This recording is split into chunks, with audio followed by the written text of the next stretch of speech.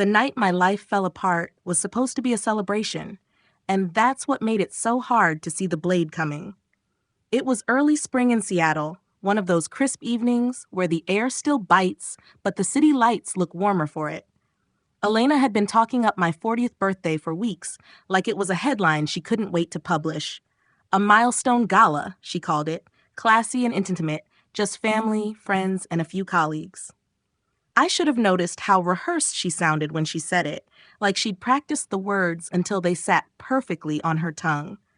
But 16 years of adulthood will do that to you, make you believe routine is proof of safety. My name is Daniel Mercer. I was 40, a senior architect at Sterling and Reeves, the kind of man who measured his life in deliverables and deadlines, glass and steel, foundations that held. I'd always thought if you kept showing up, kept doing the work, things stayed upright. Elena was 5 years younger, PR and luxury cosmetics, quick, bright, and ambitious, the kind of woman who could walk into a room and make the room adjust itself around her. We'd met at a charity art auction 12 years ago. She'd laughed at my tie and said I dressed like a professor, trying to disappear.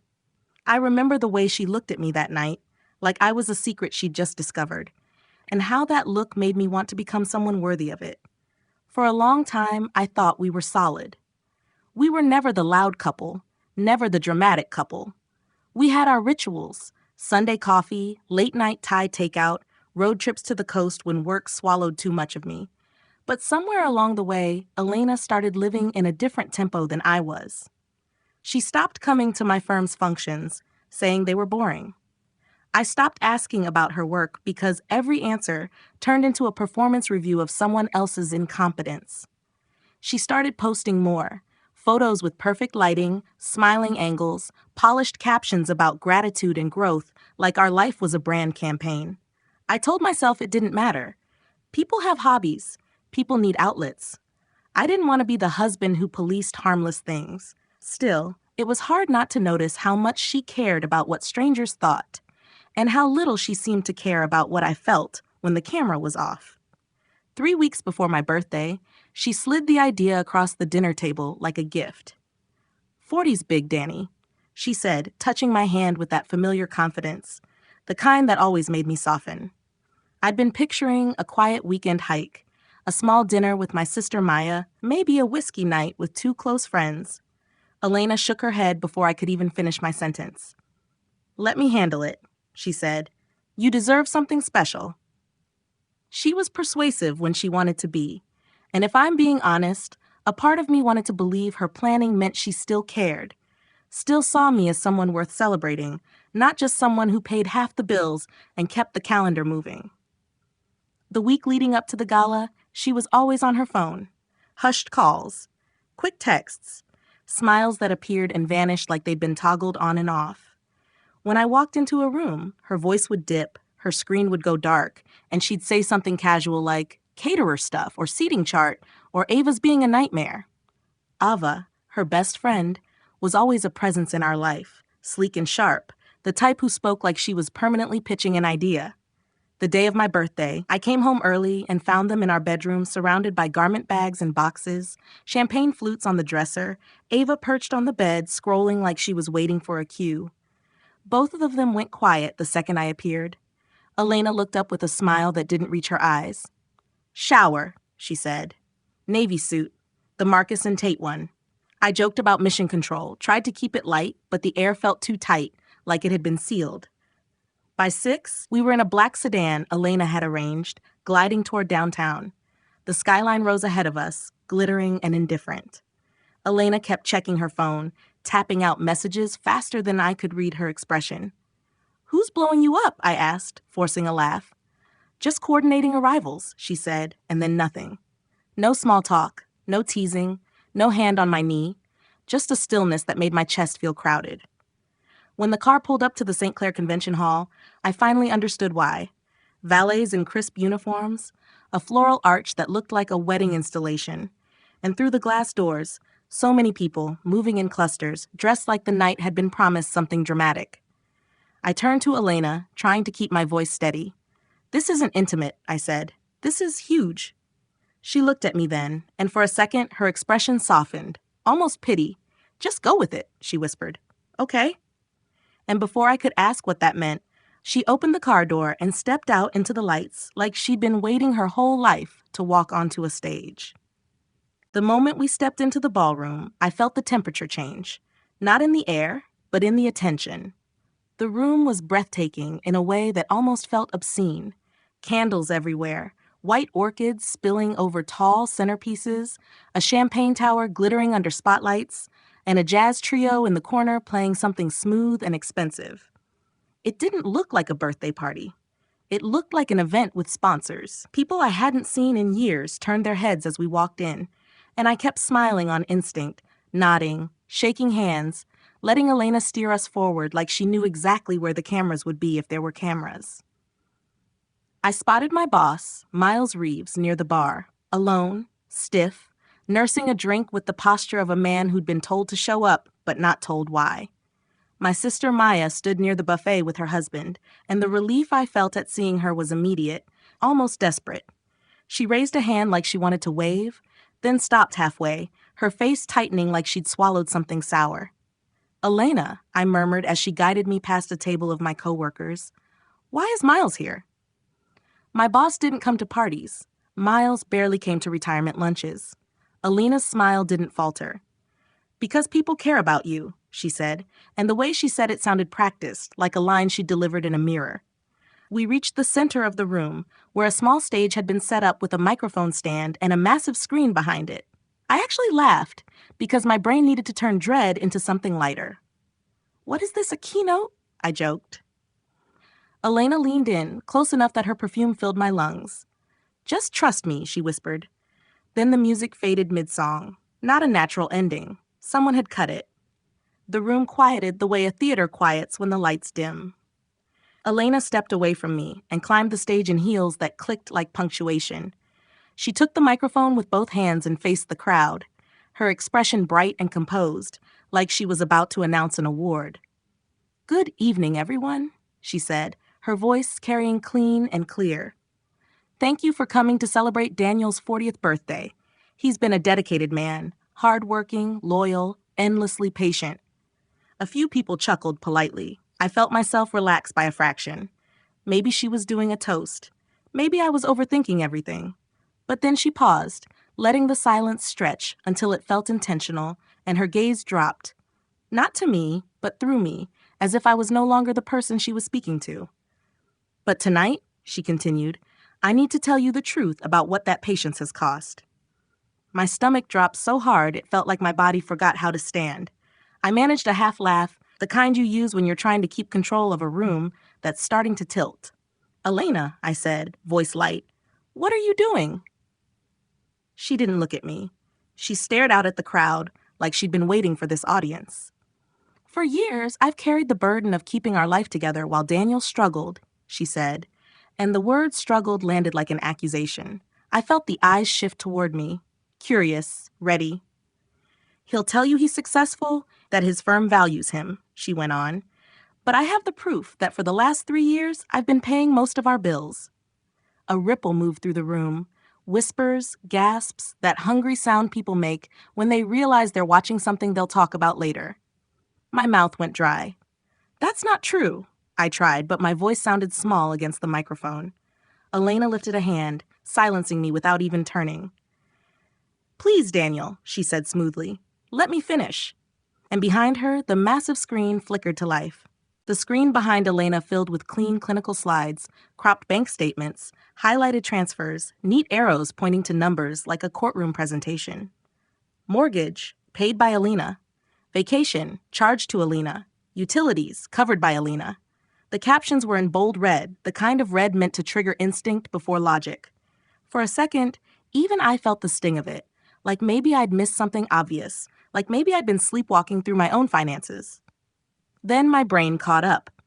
Of course the mortgage came from Elena's account. She'd insisted we route payments through her card for rewards points, bragged about it to friends like it was a clever hack. Of course the vacation charges were on her statement. She'd booked everything herself, gleeful about the elite status upgrades. It wasn't proof I'd been failing. It was proof she knew how to frame reality if you didn't know the backstory. I I looked out at the crowd and watched the narrative settle over them like a fog. People who had hugged me 5 minutes earlier now wore that careful, uncertain expression, the one you see when someone is deciding whether to feel sorry for you or avoid you. Miles stood rigid, jaw tight, eyes darting between Elena and the screen as if he was trying to find the moment where this stopped being personal and started becoming a liability. Maya's face had gone pale. She pressed her hand to her mouth, not crying yet, just stunned, like the floor had shifted and she was still trying to find her footing. Elena kept talking, voice polished, controlled. "I've begged Daniel for years to step up," she said, "to grow, to lead, but he's comfortable being fine." She let that word hang, fine, like it was the worst insult she could give a man. And then, like she'd been saving it, she looked straight into the room and said, "I filed for divorce this morning, and I wanted witnesses, not because I'm cruel, but because I'm done living a lie." A sound slipped out of me, half breath, half disbelief. "Elena," I said louder now, "this is not." She turned her head slightly, not fully facing me, and smiled like I was a child interrupting a speech. "Daniel," she said into the mic, "please don't make this harder." That was when Ava stepped onto the stage from the side, heels clicking, folder tucked under her arm like a prop. She didn't look nervous. She looked excited. "Since Daniel's employment contract was partly negotiated through my PR firm," Ava said, voice clear, "I feel obligated to disclose something." She opened the folder and lifted a stack of printed pages so the front row could see the header. Emails. My name, my company domain.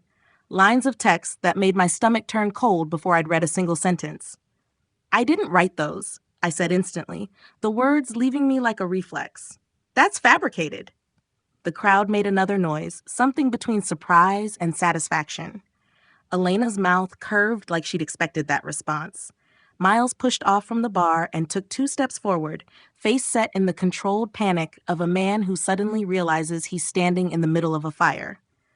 "Daniel," he said, low but firm, "we need to discuss this privately." His eyes flicked to the papers, then to Elena, then back to me. "For now, I need you to step away from the room." Elena reached down to the table beside the microphone and picked up a thick stack of documents. She held them out toward me with a pen poised on top, like she was offering a peace treaty. "Just sign," she said softly, but the softness was a trap. "We can do this cleanly." My hands went numb. The lights felt too bright. The room felt too far away. And then I saw Maya again, tears finally spilling, her head shaking like she was begging me not to fold. Something inside me hardened, not into anger, but into clarity. I took the pen, glanced at the first page, and felt my breath stop when I saw what she was really asking for. I scanned the first page and my brain refused to accept what my eyes were reading. Elena had labeled it a clean agreement, but the terms were anything but. The condo, awarded to Elena in full. The car, transferred to Elena upon signature. The savings account, allocated primarily to Elena due to financial support provided. There were even paragraphs about reputational harm and non-disparagement, written in the kind of language that didn't just ask you to sign, it asked you to surrender. I flipped to the next page, and the next, hands shaking, throat tight, realizing this wasn't a divorce document. It was a surrender document, dressed up like paperwork. The pen in my fingers felt heavy, ridiculous, like a prop in someone else's show. For a few long seconds, I understood exactly what they were counting on. The crowd, the lights, the humiliation, the panic. They wanted my nervous system so flooded I'd do anything to make it stop. Sign. Agree. Leave quietly. Let them keep the story. Let them keep the assets. Let them keep my name under their control. I looked up and met Elena's eyes. She was smiling the way people smile when they believe the ending is already written. Ava stood beside her, still holding those pages of fake emails like a trophy. Miles hovered at the edge of the stage with the tense posture of a man trying to decide whether to save his employee or save his firm. And all around them, the room watched, some horrified, some entertained, all of them waiting to see whether I'd break. I set the pen down on the table, not gently, not dramatically, just decisively. "No," I said. Elena blinked as if she hadn't heard me. "What?" "I said no," I repeated louder now, and I felt my voice settle into a steadiness that surprised even me. "I'm not signing anything. Not here. Not tonight. Not in front of an audience you invited to watch me bleed."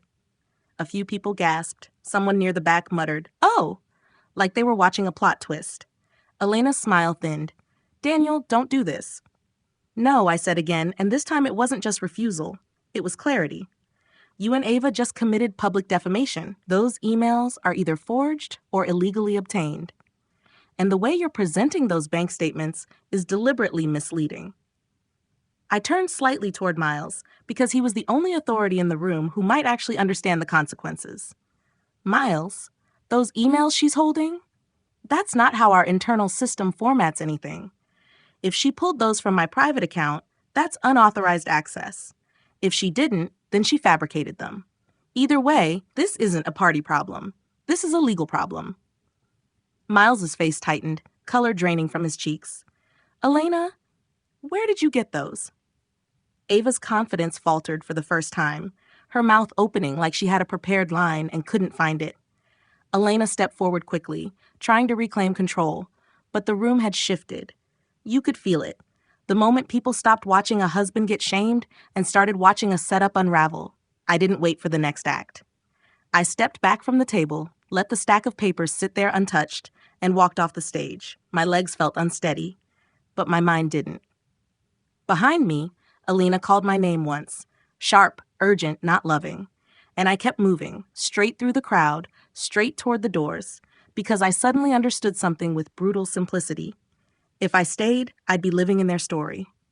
And I was done being a character in someone else's script. I don't remember the exact path I took through the lobby, only flashes of it, like my mind was taking snapshots instead of filming. The heavy doors swinging shut behind me, the sharp bite of cold air, the valet lights reflecting off wet pavement.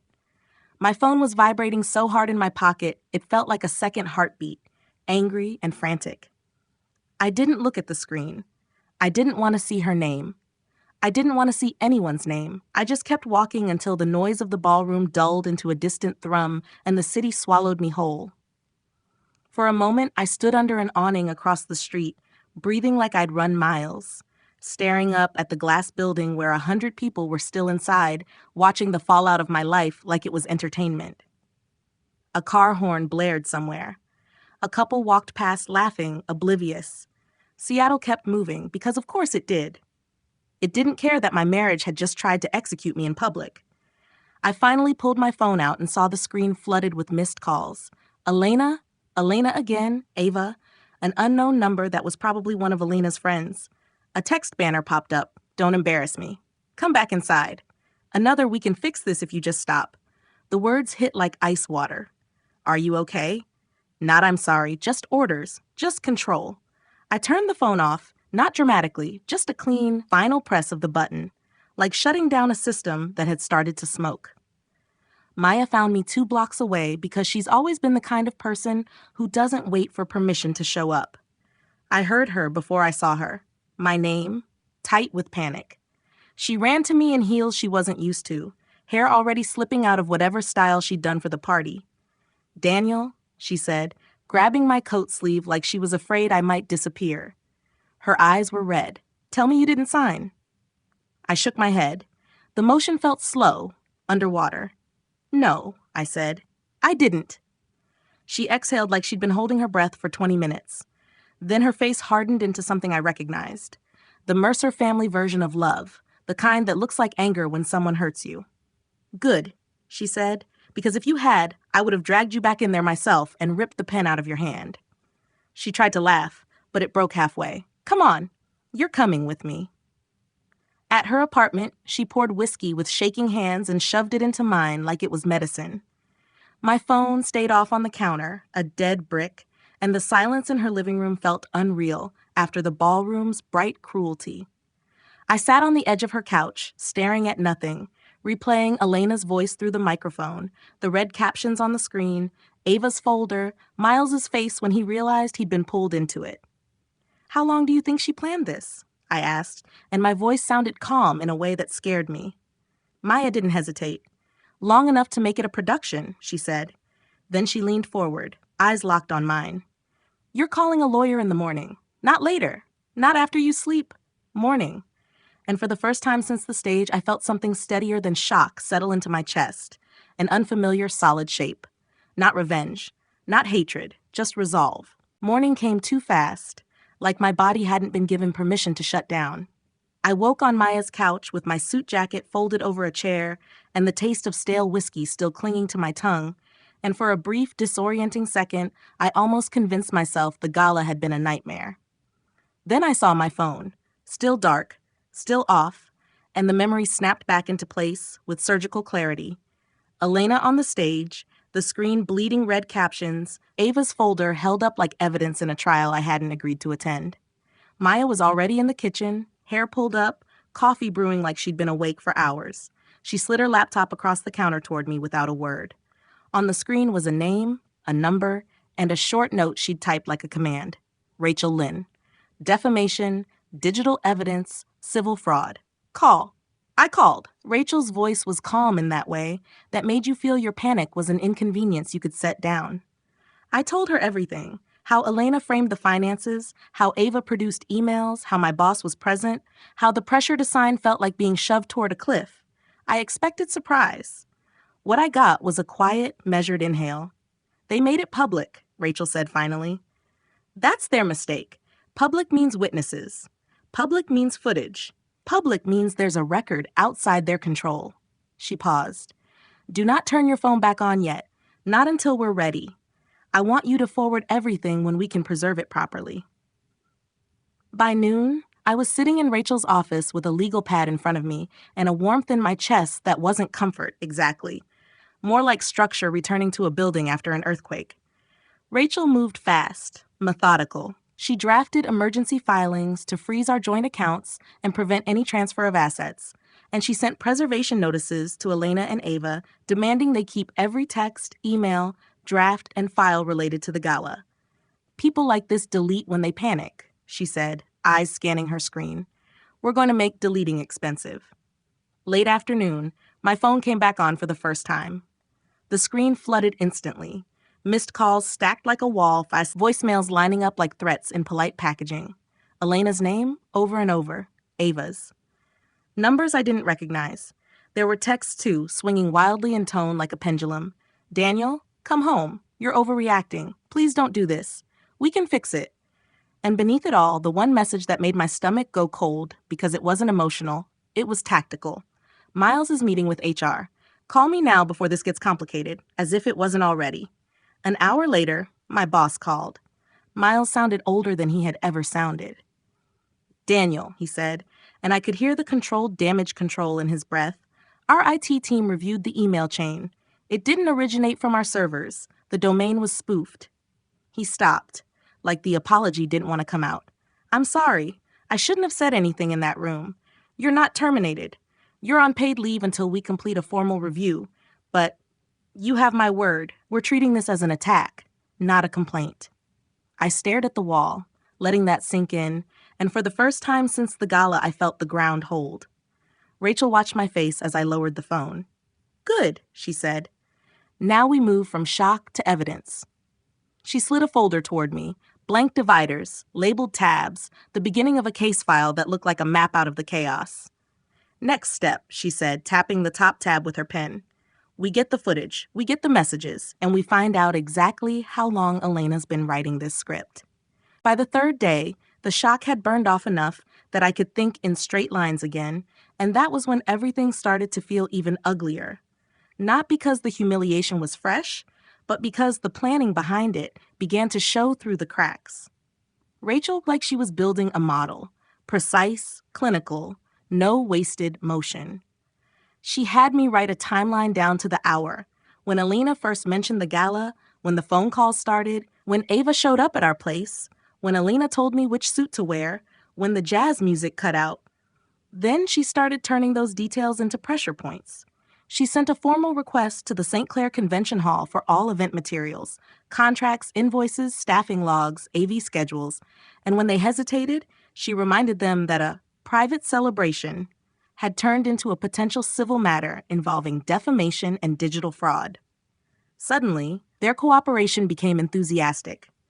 By that afternoon, Rachel had an itemized bill that looked less like a birthday party and more like a corporate production. Rented stage lighting, preloaded slides, a technician scheduled for a precise audio fade at 7:18 p.m. Elena hadn't just planned a moment. She'd timed it. At the same time, Miles did his part from inside Sterling and Reeves. He didn't say much. He didn't have to. He forwarded Rachel a statement from IT confirming the spoofed domain and a preliminary report that the email chain had never touched company servers. What surprised me wasn't the report. It was how quickly Miles shifted from cautious to furious. "Someone used my name as a prop," he told me on the phone, and I heard real anger under the professionalism. "If your wife's friend thinks she can drag our firm into her personal theatrics, she's about to learn what corporate counsel looks like." When I hung up, I stared at the wall for a long minute, realizing Elena hadn't just tried to break me. She'd gambled with other people's reputations too, assuming no one would fight back because fighting back is messy. She was wrong. Elena's messages kept coming, changing masks every few hours. One minute it was soft. "Danny, please, I'm sorry, I felt invisible." The next it was sharp. "You're humiliating me now." Everyone's asking questions, then bargaining. "If you come home, we'll forget the lawyers." Then, finally, the first real threat slipped out, almost casually, like she couldn't help herself. "If you keep pushing this, I'll tell the press you had an affair." "Ava has more than you think." I read that line twice and felt something cold settle behind my ribs. Not fear, recognition. This wasn't about feelings. It was about control. Rachel didn't react emotionally when I showed her the text. She just nodded once and slid another tab divider into my growing file. "Good," she said. "Now we have intent." Then her phone buzzed. She glanced at the screen, and for the first time since I'd met her, her expression shifted. Subtle, but real. She turned her laptop toward me and played a grainy video clip that had just come in from the venue's security team. The timestamp read 6:12 p.m. In the empty ballroom under the chandeliers, Elena stood on the stage holding a microphone, while Ava sat in the front row like an audience of one. Elena cleared her throat, smiled, and began practicing word for word the speech she'd delivered to destroy me. Rachel paused the video and looked at me steadily. "Daniel," she said, voice low, "this wasn't a meltdown. This was rehearsed." Watching that video was like standing outside my own body. There she was, my wife of 12 years, rehearsing the demolition of our marriage like it was a presentation for work. Every pause, every fake tremble in her voice, even the way she tilted her head to appear wounded, it had all been scripted. I stared at the screen long after the clip ended, the silence of Rachel's office pressing in on me. "She practiced," I said finally, my voice dull. "She practiced hurting me." Rachel didn't answer. She didn't need to. The evidence spoke louder than anything either of us could say. That night, I sat in my car outside Maya's apartment and just let the anger come. It wasn't the kind that burned hot. It was slow, surgical, precise. The kind that shows up when you realize the person you trusted most saw your life as raw material for her own performance. Every word Elena had said that night, every fake tear, every calculated smile, it all made sense now. She hadn't been trying to end our marriage. She'd been trying to rewrite it. To make herself the hero in a story where I was the failure. Over the next few days, Rachel turned that realization into ammunition. She filed an emergency motion for a restraining order against any property or asset transfers and an injunction freezing all joint accounts. She sent formal subpoenas to Elena and Ava for digital communications and filed discovery requests for the security footage. Within 48 hours, both women had lawyers calling to negotiate, which was lawyer speak for panic. Elena's messages started to change tone again. The threats disappeared, replaced by something almost childlike. "Danny, please." I didn't mean for it to go that far. "My father's furious. Can we just talk?" I didn't respond. Rachel told me not to, but honestly, I didn't want to. I wasn't angry anymore, not in the way she thought. I was done playing defense. When Miles called 2 days later, his voice carried a strange mix of outrage and respect. "Our HR director is stepping down," he said. "Turns out she's friends with your wife's PR circle. She pushed for your termination before anyone verified the complaint." He paused. "We're issuing a formal apology, and if you're ready to come back, your position's waiting." I thanked him, but I wasn't thinking about the job. I was thinking about Elena standing on that stage with her practiced speech and what it said about her, about me, about what I'd allowed for far too long. She'd wanted to bury me in front of witnesses, and now those same witnesses would help expose her. Rachel was right. Alina's mistake wasn't cruelty. It was arrogance. She thought I'd never fight back. She thought shame would keep me quiet. But shame only works if you believe you've done something wrong. And for the first time in months, maybe years, I didn't. The mediation date landed on my calendar like a storm warning. 2 weeks after the gala, 9 a.m., downtown, a neutral office with neutral walls meant to absorb other people's disasters. The morning of it, I wore the same navy suit Elena had picked for the party, not out of nostalgia, but out of principle. If she wanted that suit to be part of my humiliation, I decided it would also be part of my recovery. Rachel met me in the lobby with a slim folder and the kind of calm you only develop when you've watched chaos try to masquerade as power. "Remember," she said as we walked toward the conference room, "today isn't about emotions. Today is about leverage." I nodded, but my chest still felt tight, like my body hadn't forgotten the microphone, the lights, the 100 faces. It remembered. It just wasn't in control anymore. Elena arrived 10 minutes late. The woman who'd stood on a stage with a champagne smile looked like she'd been hollowed out. No styled hair, no tailored dress, just a gray coat that didn't fit right, and eyes that kept darting to me as if she was hoping to catch a version of me that still belonged to her. Ava came in behind her wearing sunglasses indoors, which would have been funny if it wasn't so pathetic. Their attorney tried to start with softness, miscommunication, emotions ran high, a private matter that became public unintentionally, and Rachel let him speak just long enough to hang himself with his own words. Then she slid her first exhibit across the table, the venue invoice, the AV schedule, the time-stamped proof of the planned audio fade. "Unintentional?" Rachel asked, voice polite as a blade. "Interesting, because the technician was scheduled for the exact minute Mrs. Mercer stepped on stage." Elena flinched. Ava shifted in her chair like the leather had become hot. Rachel didn't rush. She built it the way I built buildings. Foundation first, then load-bearing beams. She played the security clip of Elena rehearsing the speech. She presented the IT report about the spoofed domain.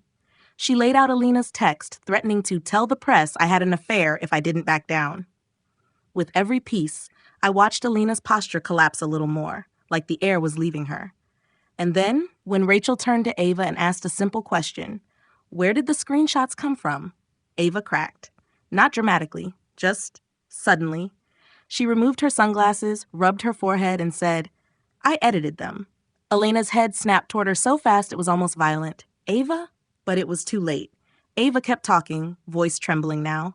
"I altered the bank captions. I drafted the email chain. Elena asked me to. She said Daniel would fold if it was public. She said he always tries to keep things quiet." Something inside me went still. That one sentence explained years of my life. Rachel leaned back slightly, like she'd been waiting for that exact moment. "Good," she said, and I realized then this wasn't a negotiation anymore. It was an extraction. Elena's lawyer asked for a break. Elena didn't look at me as they stood. She looked at the door like she wanted to run through it and undo time. But time doesn't undo. It only reveals. When they came back into the room, the energy had changed. The confidence was gone. Even the air felt different. Less performative, more procedural, like we'd crossed an invisible line from drama into consequence. Elena's attorney spoke first this time, voice slower, careful. "We're prepared to revise our position," he said, and Elena's shoulders hunched as if the words themselves weighed something. Rachel didn't smile. She just opened her folder and slid forward a clean set of terms, the kind that looked boring on paper and devastating in reality. "Here's what fair looks like now," she said. Because fair isn't what Mrs. Mercer asked for at the gala. She asked for everything. Elena's eyes flicked over the page and filled, not with tears the way they had on stage, but with something closer to shock. The condo would remain mine, purchased before marriage, paid largely from my income, and now protected under the injunction. The savings would be split evenly, with a documented accounting of every deposit and withdrawal, not whatever story Elena tried to sell in red captions. The car would stay in my name. Elena would relinquish any claim to alimony. And there it was, in black and white. Formal written retractions regarding the allegations of workplace misconduct, a non-contact agreement that prohibited her and Ava from discussing me publicly, and civil penalties tied to defamation if either of them violated it. In other words, the narrative she'd tried to bury me under would be forced back into her mouth, publicly, legally, permanently. Elena stared at the terms so long I wondered if she could still read. When she finally looked up, her eyes landed on me with a kind of desperate confusion, like she couldn't understand how the script had flipped. "Danny," she whispered, barely audible. "Please, I didn't want this." It wasn't an apology. Not really. It was grief for the power she'd lost. "You did want it," I said quietly, and my voice didn't shake. "You wanted me to sign on a stage because you thought humiliation would make me obedient. You wanted witnesses so you could control the story." I didn't raise my voice. I didn't need to. "You got witnesses, Elena. Just not the way you planned." Ava's lawyer leaned toward her, murmuring something urgent. Ava kept her eyes down, cheeks blotched, hands clenched in her lap like she was trying to hold herself together by force. She had folded, and now she looked like someone realizing the cost of being cruel for fun. Elena's attorney asked for another break. Rachel declined. "We've had enough breaks," she said. "My client has been living inside a manufactured scandal for 2 weeks. He's done waiting." In the end, Elena signed. Ava signed. Their hands moved slowly, like each stroke of the pen dragged something behind it. Pride, certainty, the fantasy that they could do whatever they wanted and call it love. When it was over, Rachel collected the paperwork and closed her folder with a soft, final click. "You're free," she said, not as a comfort, but as a fact. Outside the building, the sky was a pale Seattle gray, the kind that usually felt depressing. That day, it felt clean. I stood on the sidewalk and breathed like someone who'd been underwater too long. My phone buzzed once, Elena's number, a new message waiting, but I didn't open it. I didn't need to know what it said, because the most important sentence had already been spoken, and it wasn't hers. It was mine. No. When someone tries to control you through shame, urgency, or public pressure, pause and protect your future self. Don't sign, promise, or fix it just to make the discomfort stop. Bad deals are born in panic. Pay attention to patterns, not excuses. Repeated disrespect, rewritten history, and conditional love are warning signs, not rough patches. Build quiet strength through boundaries, documentation, and trusted allies. Ask for help early. Lawyers, mentors, friends, because truth needs structure to stand up in chaos. And remember, walking away isn't failure, it's self-respect.